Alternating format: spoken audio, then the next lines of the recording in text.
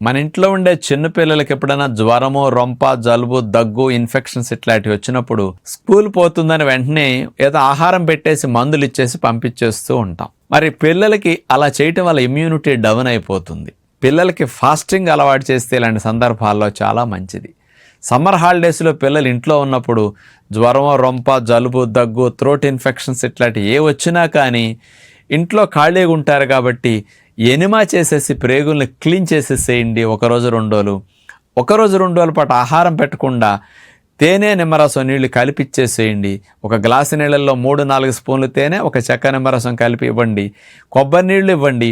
ఇట్లా 2 డేస్ పాటు పిల్లలకి తేనె నీళ్ళు, కొబ్బరి నీళ్ళు, మంచినీళ్ళని త్రాగిస్తూ కనుక పొట్ట మార్చడం అలవాటైతే ఇంత సింపుల్గా ఫీవరు, ఇన్ఫెక్షన్స్ తగ్గిపోతాయి. కాబట్టి వాళ్ళకు ఒక హ్యాబిట్గా అయిపోయి ఎప్పుడు వాళ్ళు ఏ తేడా వచ్చినా ఫాస్టింగ్నే మెడిసిన్ లేకుండా ఉపయోగించుకోవడానికి అలవాటు పడతారు.